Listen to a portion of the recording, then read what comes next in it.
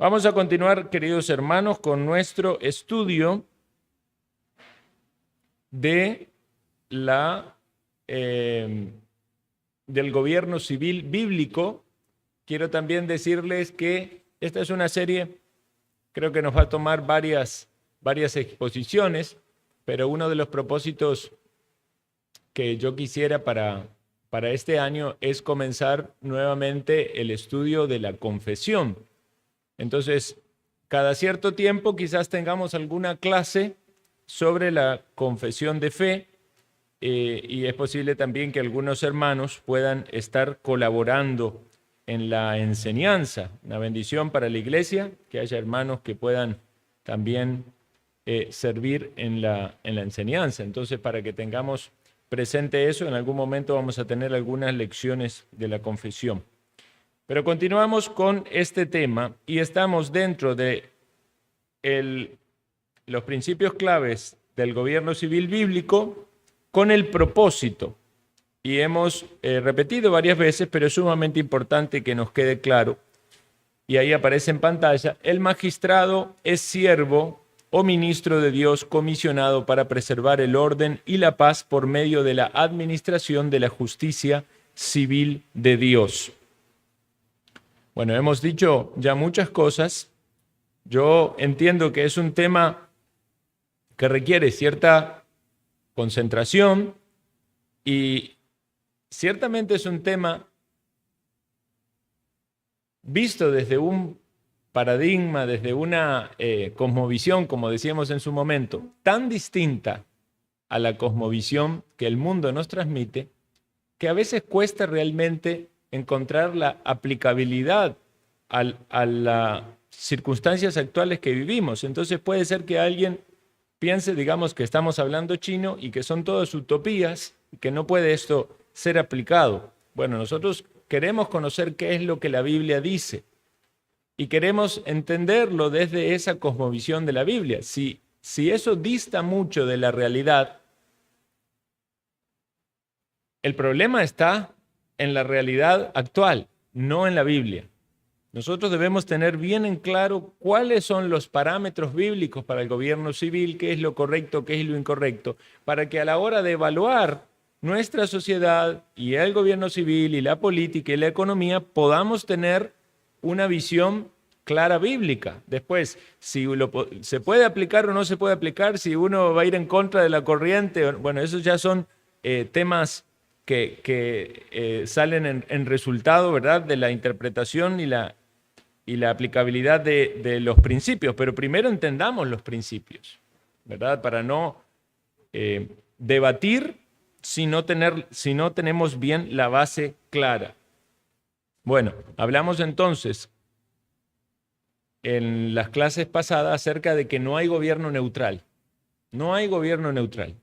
Todo gobierno va a ser religioso, aunque le digan que no hay religión, es religioso, ¿verdad? Porque desde el momento en que le dice que política y religión está separada y que aquí en este gobierno se maneja solo la política y la religión no, ya le están diciendo que Dios no forma parte de esa cosmovisión y no se acepta lo que Dios dice. Entonces, no hay neutralidad. Y lo último que vimos es que no hay neutralidad para con el Señor Jesucristo. Como bien lo dice el texto, el que conmigo no recoge, desparrama. Entonces, ahora vamos a meternos en las responsabilidades jurisdiccionales del Estado. Y tenemos dos, que es justicia civil y defensa nacional. Y hay un agregadito ahí, otras, algunas que son como un anexo, ¿verdad?, de algunos asuntos que pudiesen ser considerados en determinado momento responsabilidades jurisdiccionales del Estado, pero con salvedades. Entonces, creo que hoy nos va a dar chance nada más para ver justicia civil. Entonces, vamos a meditar en la justicia civil y esto evidentemente apunta a la protección de dos cosas: la vida humana y la propiedad privada. La vida humana y la propiedad privada. Entonces, punto número 1. Esto pertenece a la jurisdicción de un gobierno.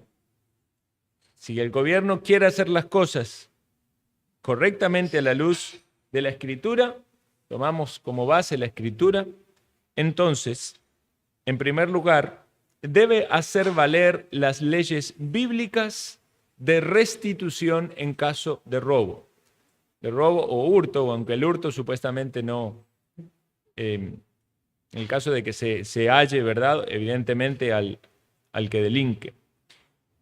Tenemos que leer varios textos, pero creo que es importante porque la mayoría de las veces que hemos leído estos textos, no sé si a usted le ha pasado, muchas veces a mí, uno lee el Antiguo Testamento pensando en que la aplicabilidad era solo para Israel.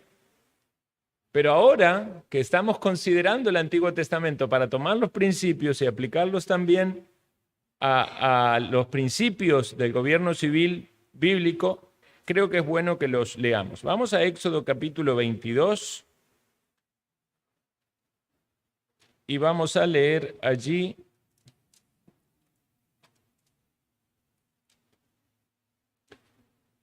versículos 1 al 15, precisamente el texto dice leyes sobre la restitución. Y eso es lo que estamos hablando, leyes de restitución. Dice versículo 1, cuando alguno hurtare buey u oveja y lo degollare o vendiere, por aquel buey pagará 5 bueyes y por aquella oveja 4 ovejas. Evidentemente, estamos hablando de casos donde el que delinquió fue hallado, ¿verdad? Entonces, esta es la ley de la restitución. ¿Qué pasaba si hurtaba buey? Tenía que pagar con 5 bueyes. ¿Qué pasaba si hurtaba ovejas? Tenía que pagar con 4 ovejas. Versículo 2. Si el ladrón fuere hallado forzando una casa y fuere herido y muriere, el que lo hirió no será culpado de su muerte. Pero si fuere de día, el autor de la muerte será reo de homicidio. El ladrón hará completa restitución, si no tuviere con qué, será vendido por su hurto. Entonces, notemos aquí las implicaciones de estas leyes. Dice que si alguien se metía en una casa, ¿verdad?, a robar, y lo mataban, entonces no había una culpa de homicidio en aquel que lo mataba. Pero eso tenía que ser en la noche, cuando el que estaba en el hogar no tenía manera de comprobar, digamos, imagínense en una época, ¿verdad?, donde no había métodos de iluminación. Entonces, evidentemente no puede comprobar la gravedad de la situación, si es que viene, está robando o puede causar algún daño más. Entonces, si era en la noche, podía defenderse la persona matándolo. Pero si era de día, eso es bien interesante también, no podía matarlo. Porque si el que era robado lo mataba, estaba aplicando un castigo mucho mayor que el daño que esta persona estaba haciendo. Entonces debía tener el cuidado de no matarlo, pero debía evidentemente hacer las denuncias correspondientes o apresar a ese ladrón, y el pago debía ser conforme a lo que decía la Escritura. Y evidentemente el pago era abundante, ¿verdad? No era solo devolver el bien robado, sino también una sanción por eso, como lo leímos en el caso de buey o de oveja, 5 o 4. Y aquí dice, el ladrón hará completa restitución y si no tuviere con qué, será vendido por su hurto. Y aquí debemos comprender algo que muchas veces ha sido mal comprendido. La esclavitud como tal, que se acusa muchas veces a la Biblia y a los cristianos por el tema de la esclavitud, pero precisamente este era el caso donde la ley contemplaba la esclavitud. Cuando alguien, por razones de algún ilícito, no tenía con qué pagar. Nótese que no lo metían en una prisión. La persona era vendida como esclavo. Entonces, el monto del costo de la persona como un esclavo servía para resarcir el daño. Es decir, cuando una persona ya no tiene ningún otro bien, el único bien que posee es su propia vida, ¿verdad? Su libertad, y en ese caso era sancionado con la venta de sí mismo a la esclavitud.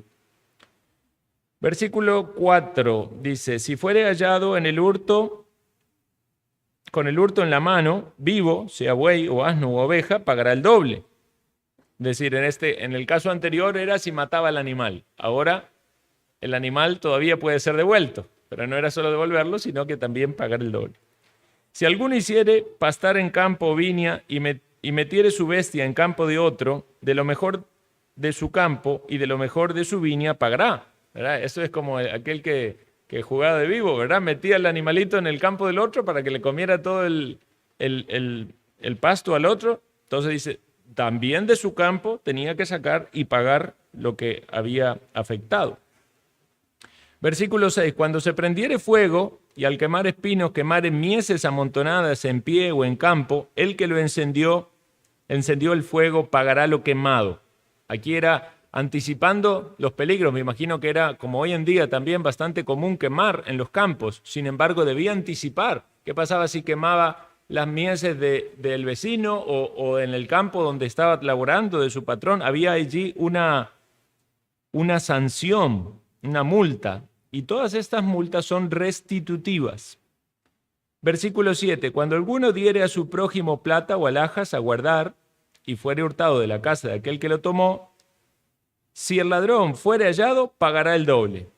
Si el ladrón no fuere hallado, entonces el dueño de la casa será presentado ante los jueces para que vea si ha metido su mano en los bienes de su prójimo.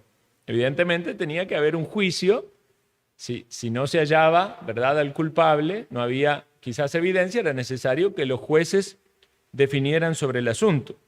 Versículo 9. En toda clase de fraude, y nótense los fraudes de qué tipo eran en esa época, sobre buey, asno, oveja, sobre vestido, sobre toda cosa perdida, cuando alguno dijere, esto es mío, la causa de ambos vendrá delante de los jueces, y los jueces, el que los jueces condenaren, pagará el doble a su prójimo. Es decir, que había un sistema judicial.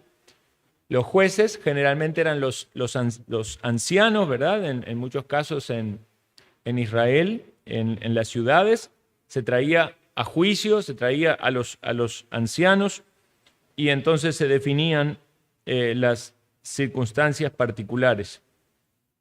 Versículo 10. Si alguno hubiere dado a su prójimo asno, buey u oveja o cualquier otro animal a guardar y éste muriere o fuere estropeado o fuere llevado sin verlo nadie, juramento de Jehová habrá entre ambos de que no metió su mano a los bienes de su prójimo y su dueño lo aceptará y el otro no pagará. Es decir, si había una cuestión de juramentación delante de Dios, se tomaba esto, ¿verdad?, como un testimonio verdadero. De ahí la importancia de la doctrina de los juramentos lícitos, ¿verdad? Y asumir y aceptar que Dios es el que está siendo puesto como testigos en los juramentos lícitos y puede traer el juicio a aquel que miente.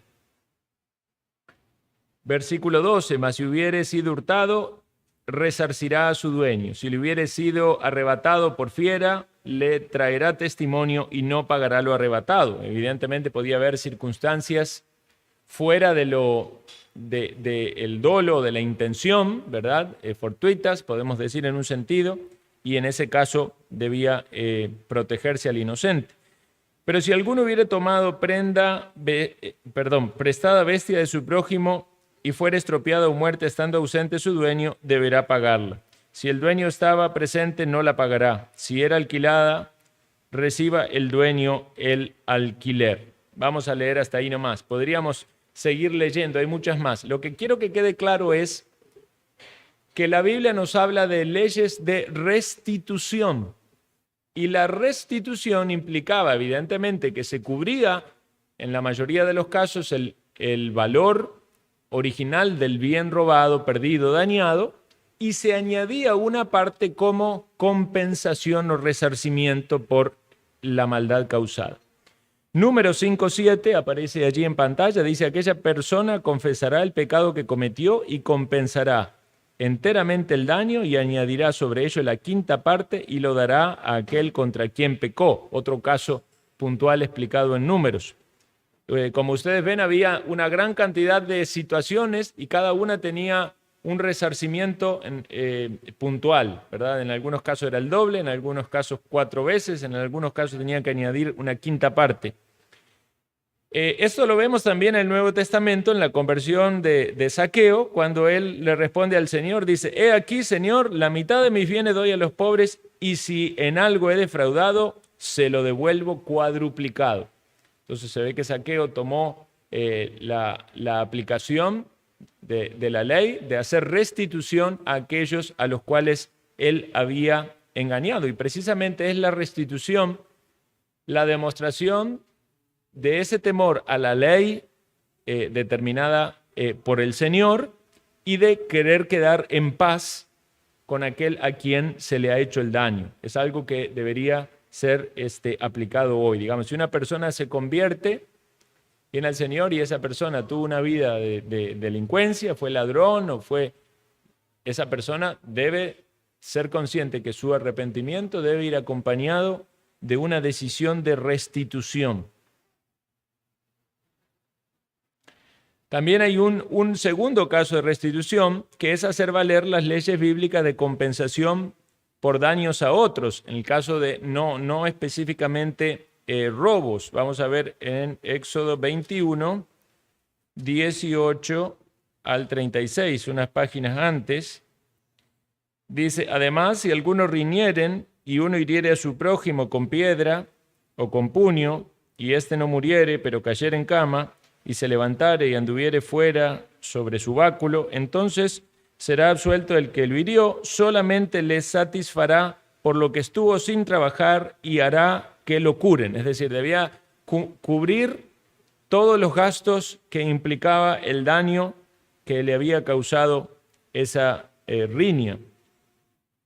Versículo 20, si alguno hiriere a su siervo o sierva con palo y muriere bajo su mano, será castigado, mas si sobreviviere por 1 día o 2, no será castigado porque es de su propiedad. Una vez más, algo que es tan malentendido, ¿verdad? Pero hablamos de que eran personas que eran vendidas en esclavitud, no por una cuestión de ejercer dominio o maltrato sobre el otro, sino por causa de delincuencia. Es decir, tenían que venderse para poder subsistir. Y entonces, como eran de su propiedad, evidentemente la mala conducta autorizaba el castigo, la corrección. Versículo 22, si algunos riñeren e hirieren a mujer embarazada y ésta abortare, pero sin haber muerte, serán penados conforme a lo que les impusiere el marido de la mujer y juzgaren los jueces. Mas si hubiere muerte, entonces pagarás vida por vida, ojo por ojo, diente por diente, mano por mano, pie por pie, quemadura por quemadura, herida por herida, golpe por golpe. Y aquí hay otro parámetro conocido también como la ley del talión, donde lo que se establece aquí es que el castigo debe ser proporcional al daño infringido, ¿verdad? Y esto no siempre era de aplicabilidad, como hemos leído en otros casos, la restitución, sobre todo en cuestiones de cosas materiales, se hacía el bien robado o afectado y un tanto más. Esto estamos hablando de cosas donde no podían de algún modo ser resarcidos. Por ejemplo, moría el niño de la mujer que estaba embarazada, ¿verdad? Entonces tenían que ir a los jueces y se debía determinar un castigo, ¿verdad? Pero lo que debían comprender las personas que actuaban así de mal era que iban a sufrir un castigo similar. O sea, imagínense a alguien que mata al hijo de otro, que sepa que el juicio va a ser que maten a su propio hijo, para que entiendan cuán, no podemos decir severo, sino cuán justo era el castigo de acuerdo al daño que se afectaba. Y hay algunas sociedades que todavía mantienen esto, sobre todo en Oriente y en algunos países asiáticos, mantienen esta idea de ley del talión. Si alguien le afecta con algún daño. Creo que había habido un caso bastante famoso de una mujer al que el hombre le había tirado a la mujer ácido en la cara, la había dejado ciega, y entonces ya después de llegar al juicio y todo, ella tenía, por la autoridad de la ley de ese país, tenía la posibilidad entonces de vengarse y aplicar el mismo accionar sobre ella, sobre él, ¿verdad? Y de tirarle ácido en la cara. Creo que ella terminó perdonándolo y estaba contemplado esa posibilidad. Pero lo que estamos hablando aquí son de leyes y castigos justos y evidentemente tiene que existir la proporcionalidad. Entonces, la restitución y la compensación por daños deben ser dirigidas a la víctima por los daños reales sufridos. No se debe compensar a la sociedad en general o al Estado. Y eso es sumamente importante, porque desde la perspectiva actual, si alguien comete algún ilícito, generalmente va a una prisión, digamos, de cárcel, pero realmente el que lo sufrió, a no ser que sea un delito económico, difícilmente reciba una compensación o un resarcimiento. Entonces, lo que vemos en la ley bíblica, la ley de la palabra de Dios, es que la compensación es a la víctima, no a la sociedad, no al Estado, es a la víctima.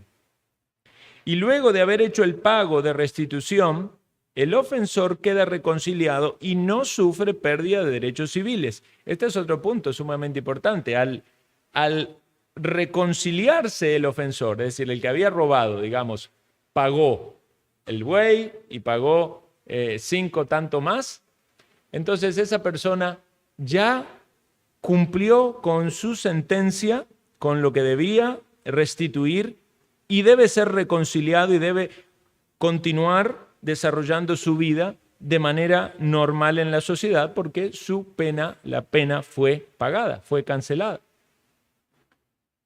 Entonces, todo esto, hermanos, es para que veamos cuán importante es este tema de la compensación o de la restitución. Y hasta ahora lo hemos dicho específicamente en asuntos de temas monetarios, en algunos casos de daños a la persona física, pero vamos a verlo ahora más profundo con relación al tema de la pena capital. Entonces, también dentro de la justicia civil, desde esta cosmovisión y desde esta perspectiva bíblica, aunque hoy por hoy suena tan distante y tan como dije antes, tan utópico, pero nosotros queremos conocer qué es lo que brota de los principios de la palabra de Dios. Y vemos que la pena capital, por el caso de homicidio, de asesinato, brota de la misma ley de Dios. Vamos a ver, ahí aparecen unos textos. Génesis capítulo 9, versículo 6. El que derramare sangre de hombre, por el hombre su sangre será derramada, porque imagen de Dios es hecho el hombre. Entonces, vemos que Dios establece un castigo para aquellos que cometen homicidio, que infringen el mandamiento de no matarás. Como dijimos, no es matar específicamente, sino es no cometer homicidio, ¿verdad? Porque hay circunstancias en las cuales hay muerte, pero no un homicidio. Hay una diferencia entre eso. Entonces, evidentemente, este derramamiento de sangre es un derramamiento de sangre con un propósito malvado, ¿verdad? Y aquí dice, el que derramare sangre de hombre, por el hombre su sangre será derramada, porque imagen de Dios es hecho el hombre. Entonces, eso es sumamente importante. Cada ser humano, cada hombre y cada mujer en este mundo fue hecho a la imagen de Dios. Podemos decir, en primera instancia, Adán y Eva fueron hechos a la imagen de Dios. Sabemos que Adán y Eva cayeron en pecado y esa imagen de Dios permanece, aunque ciertamente el pecado la afecta o la altera.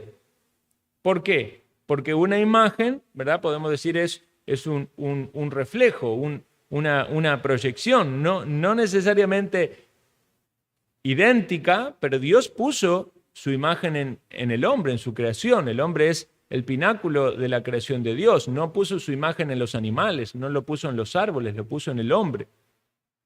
Entonces, cuando el hombre es afectado, no solamente es un daño, ¿verdad?, a la creación de Dios, sino también que se está afectando a Dios.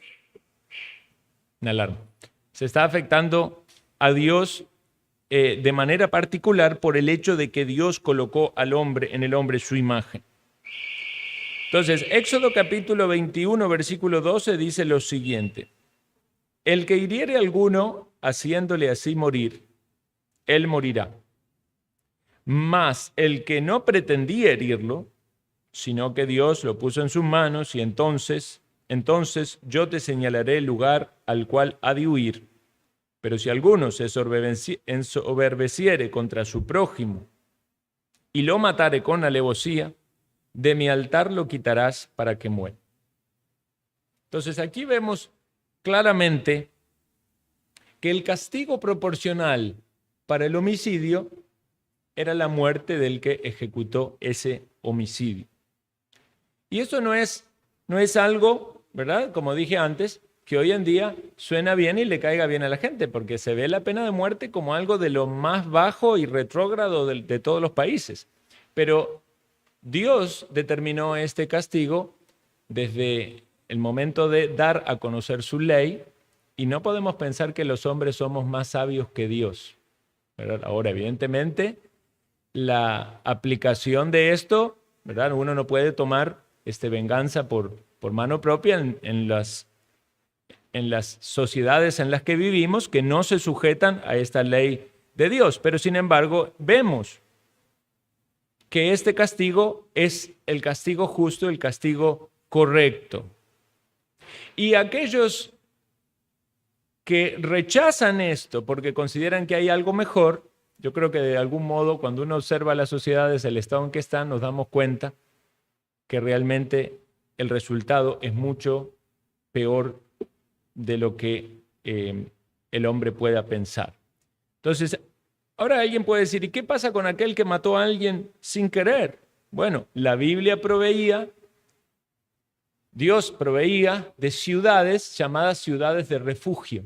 Y esas ciudades de refugio eran los lugares a donde debía huir alguien que mató a alguien por accidente. Y hay casos, no sé si está el texto aquí, pero hay casos donde dice que si hubiere dos personas que están trabajando en el campo y uno con un hacha, ¿verdad?, y saltar el hierro y matar al compañero, entonces esa persona puede huir a esa ciudad de refugio. ¿Por qué? Porque no lo hizo con alevosía.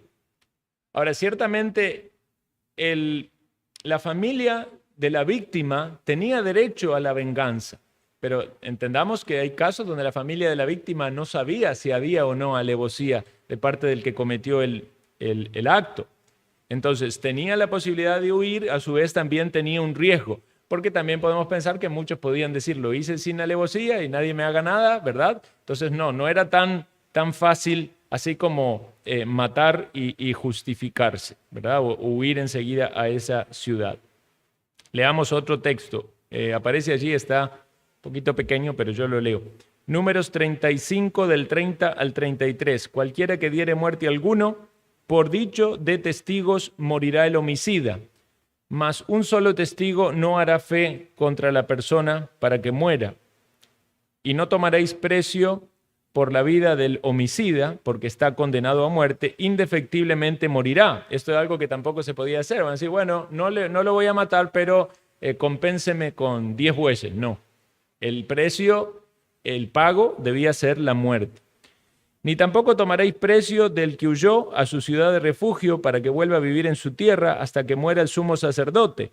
No contaminaréis la tierra donde estuviereis, porque esta sangre amancillará la tierra, y la tierra no será expiada de la sangre que fue derramada en ella, sino por la sangre del que la derramó. Es decir, era necesario que sea derramada la sangre de aquel que había cometido el homicidio para que haya esa expiación, y evidentemente estamos hablando en un sentido de la limpieza de el castigo sobre la tierra. Hay una maldición sobre la misma tierra cuando hay un homicidio. Deuteronomio 19, 11, 13. Pero si hubiera alguno que aborreciere a su prójimo y lo acechare y se levantare contra él y lo hiriere de muerte y muriere, si huyere a alguna de estas ciudades, entonces los ancianos de su ciudad enviarán y lo sacarán de allí y lo entregarán en mano del vengador de la sangre para que muera. No le compadecerás y quitarás de Israel la sangre inocente y te irá bien. Es decir, esta idea de que hasta que no había el juicio sobre el homicida, había un problema sobre la nación. Por eso todos los que estaban implicados, el vengador tenía que ir a darle muerte al homicida. Si el homicida se metía en una ciudad de refugio y había suficiente evidencia para reconocerlo como homicida, los ancianos lo sacaban y tenía que morir. Y entonces esto que suena hoy en día tan terrible y despiadado era parte de estas leyes y de estos principios civiles que mantuvieron a este pueblo, Israel, durante mucho tiempo. Y sepamos que con todos los defectos y pecados que había en Israel, digamos, aún así, era una sociedad mucho más controlada, ¿verdad?, que lo que vemos hoy en día. Más bien, cuanto más inventos hay el hombre para querer reemplazar los planes de Dios, más desorden y más caos hay. Debemos volver al punto de partida original. Estamos hablando de la jurisdicción del Estado. El Estado está como un ministro de Dios para mantener el orden y la justicia. Y estamos ahora hablando de la justicia.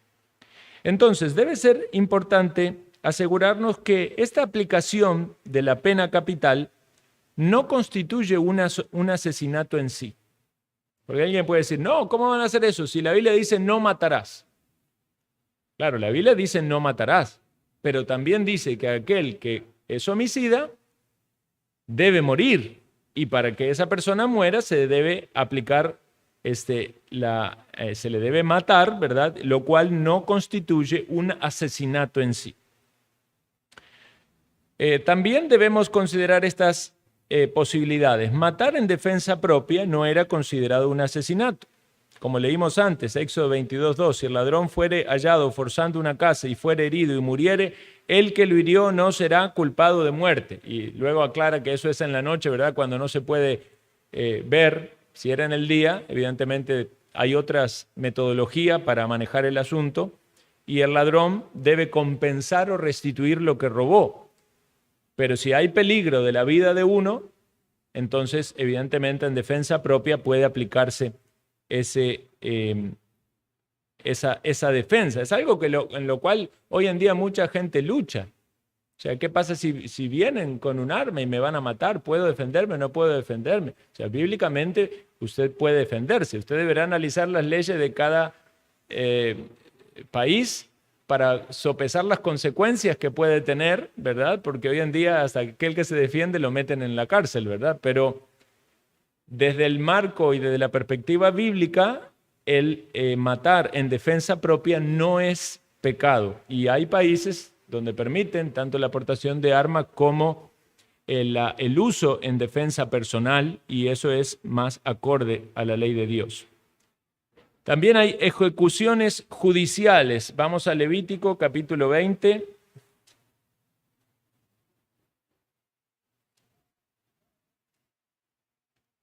Levítico capítulo 20, versículos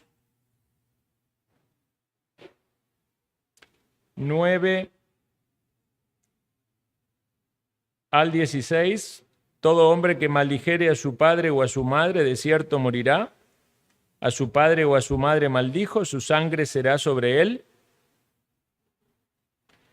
También los versículos posteriores con relación a inmoralidades sexuales. Si un hombre cometiera adulterio con la mujer de su prójimo, el adúltero y la adúltera indefectiblemente serán muertos. Imagínense decir esto hoy en día en la sociedad, ¿verdad? Donde el adulterio es moneda corriente, decir que son reos de pena capital. Cualquiera que yaciere con la mujer de su padre, desnudez de su padre descubrió, ambos serán muertos, su sangre será sobre ellos. Si alguno durmiere con su nuera, ambos han de morir, cometieron grave perversión, su sangre será sobre ellos. Si alguno se ayuntare con varón como con mujer, abominación hicieron, ambos han de ser muertos, sobre ellos será su sangre. Que tomare mujer y la madre de ella cometiere vileza, los quemarán con fuego a él y a ellas, para que no haya vileza entre vosotros. Cualquiera que tuviere cópula con bestia ha de ser muerto, y mataréis la bestia. Y si una mujer se llegare a algún animal para juntarse con él, la mujer y el animal matarás, morirán indefectiblemente, su sangre será sobre ellos. Y en el mundo en el que vamos, cada vez se distancian más las leyes, aunque algunas leyes regulan ciertamente estas cosas, pero cada vez se orienta más a que su moral es personal y usted haga lo que quiera con su vida, y nadie se va a meter con todos estos asuntos, ¿verdad? Tristemente se va viendo cada vez un avance más de la maldad. Bueno, desde la perspectiva de los principios de gobierno civil bíblico, estas cosas debían ser juzgadas, porque si no se juzgaba, había perversión, había vileza, había contaminación en la tierra, y esto sin duda es lo que está pasando cuando vemos el mundo cada vez desbocarse más tras todas estas maldades. También había posibilidad de hacer guerras, y había guerras que eran justas. Vemos que Israel peleó numerosas guerras, y evidentemente la guerra implicaba el matar, pero ninguna de estas guerras se juzgaba a Israel como si hubiesen pecado, ¿verdad?, en contra del sexto mandamiento, que hubiesen cometido el homicidio. Sin embargo, había crímenes que no podían ser considerados como parte de una guerra, y sí tenían sanción. Primera de Reyes 2, 5 al 9.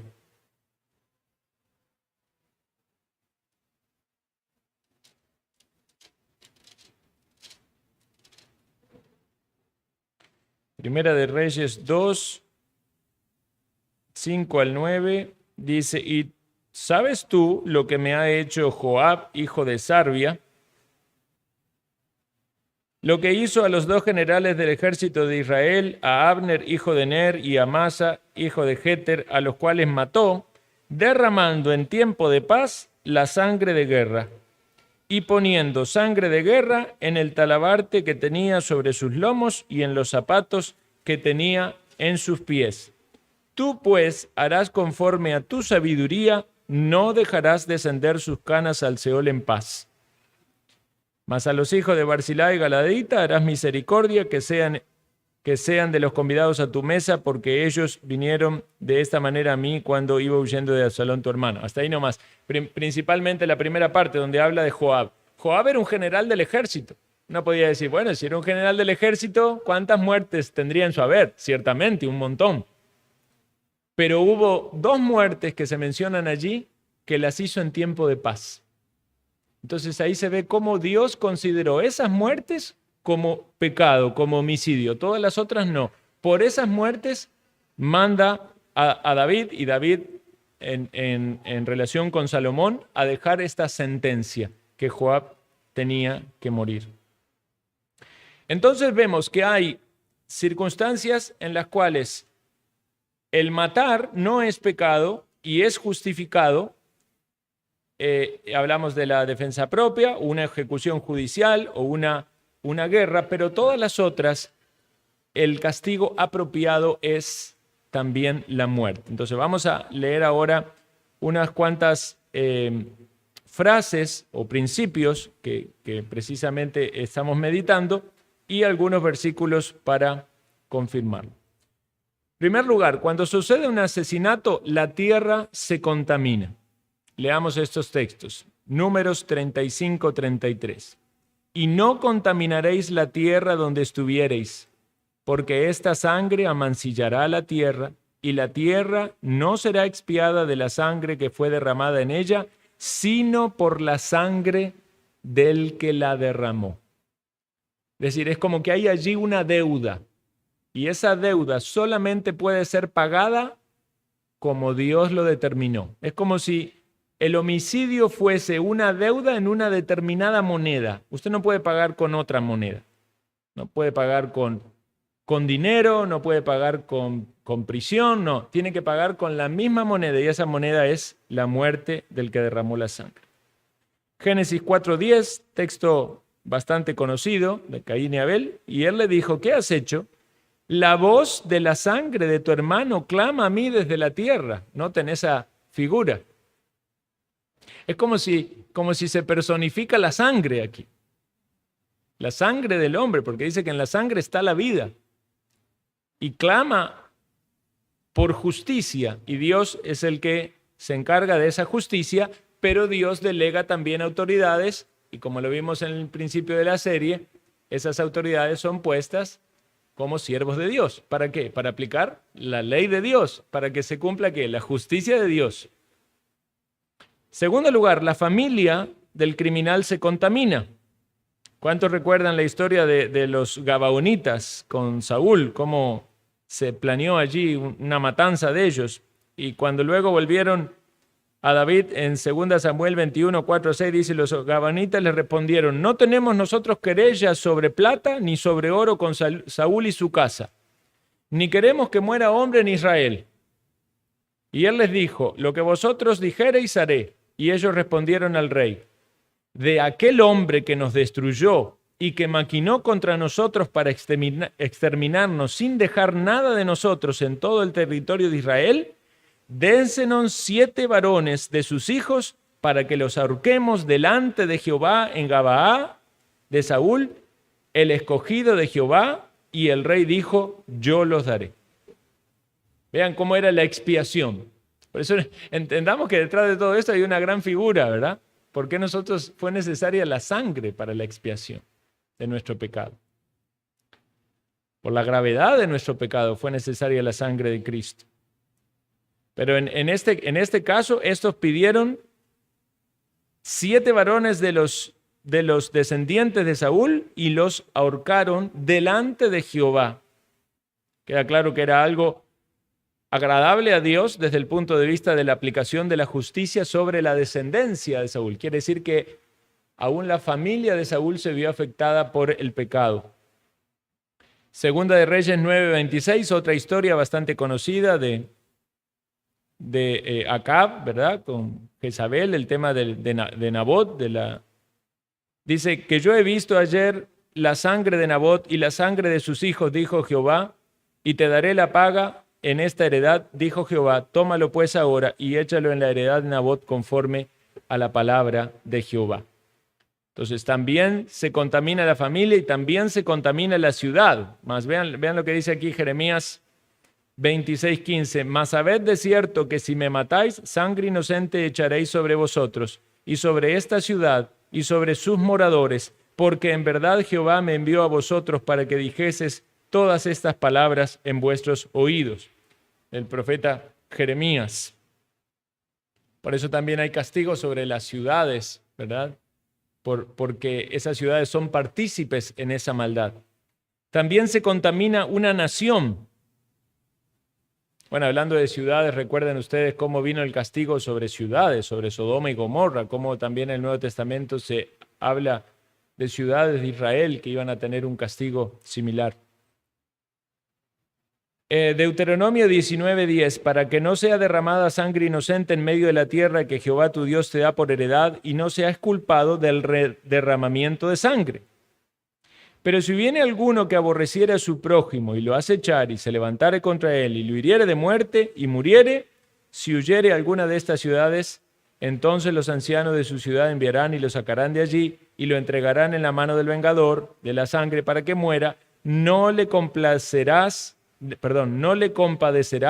y quitarás de Israel la sangre inocente y te irá bien. Es decir, que si se compadecían del que había cometido el ilícito, les iba a ir mal a todo Israel. Recuerden ustedes el pecado de Acán, ¿verdad? Por eso después perdieron la batalla.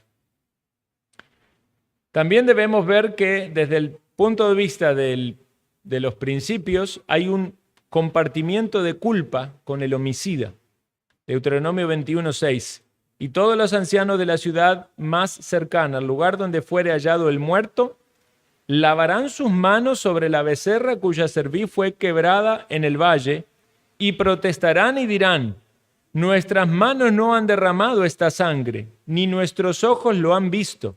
Perdona a tu pueblo Israel, al cual redimiste, oh Jehová, y no culpes de sangre inocente a tu pueblo, y la sangre le será perdonada. Y tú quitarás la culpa de la sangre inocente de en medio de ti cuando hicieres lo que es recto ante los ojos de Jehová. Esto era cuando no se sabía quién había sido. No era simplemente, no sabemos quién lo hizo, así que nadie tiene la culpa. No, tenían que ir, tenían que llevar una ofrenda a Jehová, tenían que los sacerdotes hacer toda una liturgia y pedir perdón, aun cuando no se sabía quién había sido el culpable. Y esperar el perdón de Dios, y ahí tenían la promesa del perdón. Pero lo que decían es: no nos culpes por esta sangre inocente que fue derramada.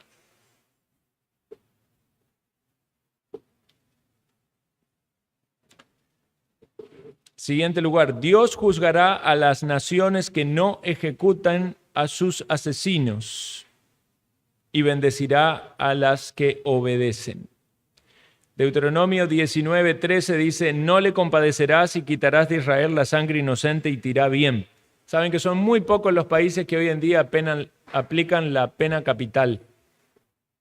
Uno de esos países, es un caso interesante, es Singapur. Singapur es uno de los países que más cambió en 60 años.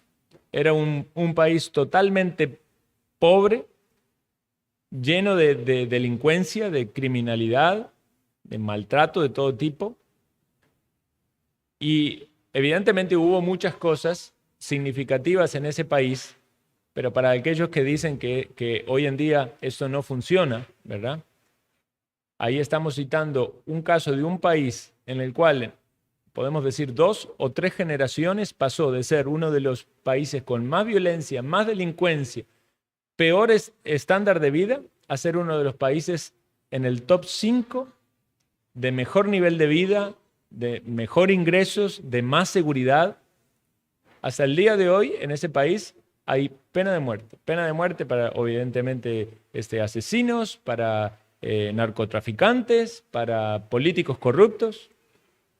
Entonces, para que veamos un ejemplo, que aún en la sociedad contemporánea, donde estas cosas en Occidente se consideran totalmente anticuadas y contrarias a los derechos humanos, aún hoy en día hay países donde eso se aplica y da resultados positivos. La pena capital bíblica vindica y satisface la justicia de Dios. Noten atención a esto, porque aquí está la clave. Es retributiva y no reformativa. Retribuye, castigo proporcional, no reforma. Y el Nuevo Testamento da continuidad a la pena capital cuando dice en Romanos 1:32, quienes habiendo entendido el juicio de Dios y los que practican tales cosas son dignos de muerte, no solo las hacen, sino que se complacen con los que las practican. Entonces está hablando de que es un castigo justo. También cuando leímos de que el gobierno tiene la espada, ¿verdad? Lo hemos mencionado varias veces, no es una espada para acariciar ni para corregir, es una espada para matar. Dice que Dios le da al gobierno, al Estado, la autoridad de aplicar la pena capital porque la pena capital es válida. El castigo ordenado en la Biblia sirve como un disuasivo para el pecado y para los crímenes futuros, ¿verdad? Ahora ya casi ni está en discusión este tema, pero en la época en la que yo recuerdo era niño, a veces se discutía el tema de la pena de muerte. Y el argumento de muchos era, no, que donde se aplica la pena de muerte, las sociedades igual tienen criminalidad, no cambian. Bueno, Israel aún tenía criminalidad con la pena de muerte, pero la pena de muerte era lo que mantenía frenado de algún modo un avance que sin esa consecuencia va a ser mucho mayor. Deuteronomio 21:21 dice, entonces los hombres de su ciudad lo apedrearán y morirá. Así quitarás el mal de en medio de ti y todo Israel oirá y temerá. Después de que se ve que se apedrea a una persona, la sociedad es testigo de eso, entonces va a haber mayor temor. Y esto pasa en todos los entornos, ¿verdad? Si en una familia un niño lo regañan porque hizo algo malo, ¿verdad? El otro también está aprendiendo. En una iglesia, ¿verdad? Hay disciplina bíblica. El hermano que no ha sido descubierto en su pecado también está aprendiendo.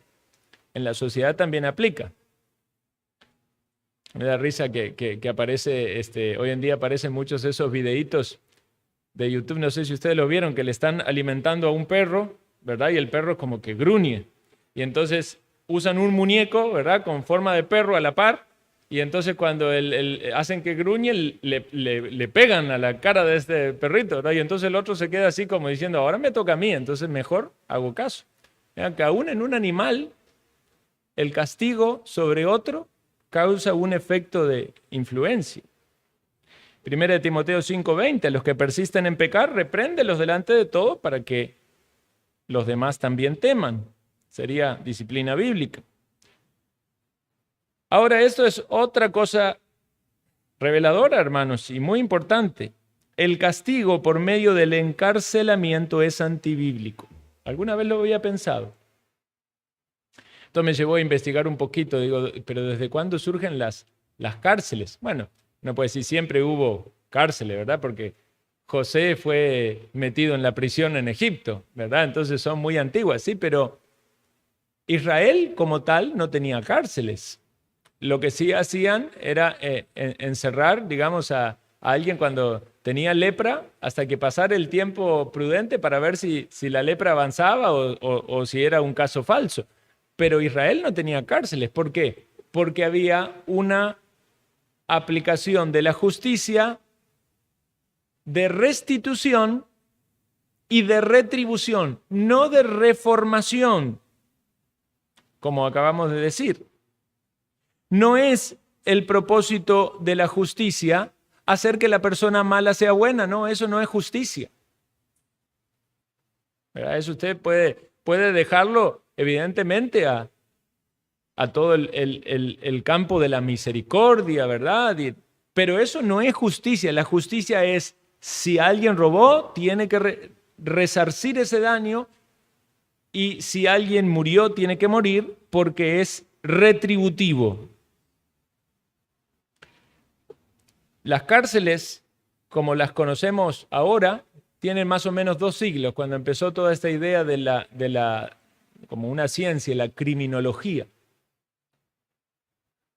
Y el propósito ahí cambió, porque entonces no era solamente aislarlo de la sociedad, sino hacer todo lo posible para que esa persona se reforme, cambie. Pero nosotros los cristianos sabemos que es un problema interno del corazón. No va a cambiar a menos que Cristo lo cambie. Puede haber sí ciertas modificaciones de conducta y todo, pero no es precisamente aplicación de la justicia. Eso sería más bien una cuestión de misericordia. Ahora, qué triste entonces es que al querer poner en alto la misericordia, se pisotea la justicia. Pero Dios le pide al Estado que sea el que aplica la justicia, no el que aplica la misericordia. Dios es el que aplica la misericordia en todo caso. El encarcelamiento sustituye el mandato bíblico de la pena capital, o en los crímenes no capitales restringe de manera injusta la habilidad del criminal de llevar a cabo la restitución bíblica de compensar a sus víctimas. Ese es otro asunto. Lo meten en la cárcel, ¿verdad? Como supuesto castigo. Pero si robó, ¿cómo va a hacer en la cárcel para poder resarcir al que robó? O sea, no hay resarcimiento. No se cumple el resarcimiento. Se enfocan en privarlo de la libertad, restringirle un derecho, pero con el propósito de que sea reformado. Y no cumple ningún efecto real esto. Sabemos que las cárceles son más bien entrenamientos para que surjan peores ladrones o peores asesinos. Bueno, en tercer lugar, Vamos a ir rapidito, nos quedan 2 puntos. En tercer lugar, también tiene que ver con la justicia, hacer valer las leyes bíblicas de pesos y medidas justas. Pesos y medidas justas. Levítico 19:35, no hagáis injusticia en juicio, en medida de tierra, en peso y en otra medida, balanzas justas, pesas justas y medidas justas tendréis. Yo, Jehová vuestro Dios, que os saqué de la tierra de Egipto. Guardad pues todos mis estatutos y todas mis ordenanzas y ponedlos por obra, yo, Jehová. Básicamente los versículos que siguen apuntan a lo mismo, de que haya un comercio justo, que haya pesas justas. Ustedes saben que digamos, se utilizaban pesas de determinada, valga la redundancia, peso para poder medir los cereales y la demás. No venía todo como hoy en día, ¿verdad? Empaquetadito, que ya dice su etiqueta. Bueno, entonces era importante que no haya engaño en el comercio, porque si había engaño, había injusticia. Deuteronomio 25, 13 al 16 dice, no tendrás en tu bolsa pesa grande y pesa chica, ni tendrás en tu casa efa grande y efa pequeño. Pesa exacta y justa tendrás, efa cabal y justo tendrás, para que tus días sean prolongados sobre la tierra de Jehová tu Dios te da.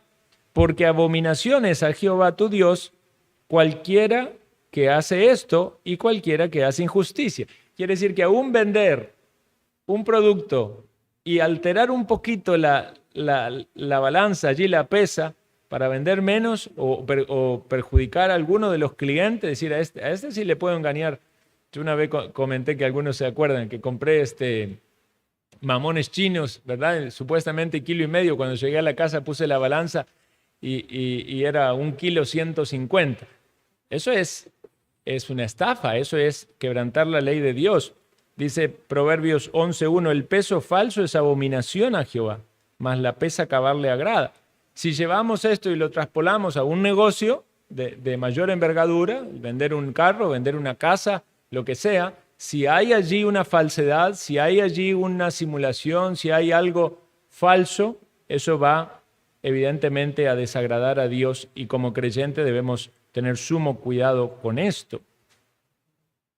También los gobiernos participan en esa falsedad cuando hacen producción de dinero, cuando emiten dinero. El sistema del país están también actuando con falsedad. También vamos a hablar del punto 4, proteger a los indefensos, niños no nacidos, las viudas, los huérfanos, los extranjeros.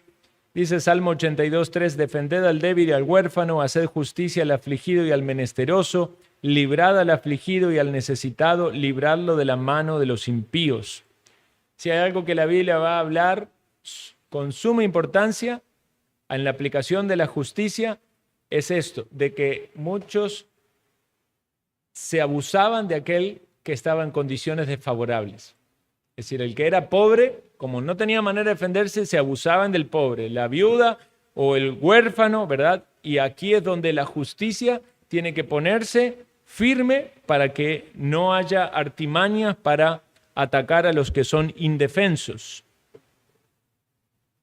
Las asambleas legislativas deben promulgar leyes que apliquen y hagan valer estos principios bíblicos. Nadie puede ser castigado por ofensas cometidas antes de la promulgación civil de una ley que prohíba tal acción. De ahí es que es sumamente importante que haya leyes que sean claras respecto de lo que la justicia demanda. El papel del Estado es restringir el mal público, es decir, los actos delictivos, y castigar a los malhechores. Vean lo que dice 1 de Timoteo 1, 8, 10. Pero sabemos que la ley es buena si se usa legítimamente. De ahí es que la ley puede ser usada legítimamente o ilegítimamente. Desde la perspectiva de un gobierno, el gobierno debería aplicar leyes que son consecuentes a la ley de Dios, si no son leyes ilegítimas. Dice, conociendo esto, que la ley no fue dada para el justo, sino para transgresores y desobedientes, para los impíos y pecadores, para los irreverentes y los profanos, para los parricidas y matricidas, para los homicidas, para los fornicarios, para los sodomitas, para los secuestradores, para los mentirosos y perjuros, y para todo cuanto se oponga a la sana doctrina. Entonces, finalizamos con estos 3 puntos de conclusión. Dios ha dado a la gente estos derechos básicos: la vida, ¿verdad?, la libertad y la propiedad privada. El Estado no otorga derechos. El Estado solo puede reconocerlos y esto se va a demostrar en sus leyes. Entonces podemos pensar en qué manera o en qué medida realmente se están reconociendo esas leyes, si las leyes van en virtud de la protección de la vida, de la libertad y de la propiedad privada. Cuando las leyes van en contra de eso, vemos que entonces están distanciándose de lo que Dios ha determinado en su palabra. Como digo, hermanos, este tema, un tema bastante delicado, si no es tomado correctamente, puede ser malinterpretado. Y lo que nosotros queremos por medio de este curso, no estamos aquí para decir algún partido político sí o no. Estamos aquí para meditar cuáles son los principios que se desprenden de la palabra de Dios para un gobierno civil bíblico. Sabemos que no vivimos en sociedades que consideran la palabra de Dios como autoridad, ni que quieren someterse a Dios, ni que quieren reconocer a Dios, ¿verdad? Entonces, ciertamente, muchas de estas cosas pueden sonar utópicos, pero el creyente tiene que tener en claro cuál es el pensamiento de Dios sobre todos estos temas, para que a la hora de participar en la sociedad no busquemos alguna falsificación mejorada de lo que el hombre en su pecado ha propuesto, sino que sigamos en claro, entendiendo qué es lo que Dios quiere y defendamos lo que Dios quiere y podamos tener en claro, evidentemente, en medio de tantas sociedades con tantas falencias, vamos a apoyar todo aquello que se acerque un poco más al parámetro bíblico. Pero debemos tener en cuenta entonces que hay cosas que son contrarias a la palabra de Dios y en muchos casos no podemos defenderlas. Que el Señor nos ayude a poder asentar estos principios bíblicos para que ciertamente podamos estar firmes acerca de lo que Dios quiere y demanda para cada gobierno. Oremos. Gracias, Señor Dios, por esta meditación. Ayúdanos a tomar con disposición y escudriñar tu palabra y analizar los principios bíblicos, su aplicabilidad, pero sobre todo saber qué es lo que tú nos enseñas con relación a la justicia, porque no podemos aprender justicia de ninguna otra fuente sino de ti, de tu palabra. Tú eres Dios justo. Y te damos gracias, Señor, porque también en tu justicia has provisto al justo, al Salvador, a Jesucristo, en quien somos justificados. Nosotros, pecadores, reos dignos de muerte, Señor, hemos sido hallados la gracia que has manifestado en Jesucristo. Y por eso, Señor, te alabamos, te exaltamos y te damos gracias. En Cristo Jesús. Amén. Pasamos al receso, hermanos. Podemos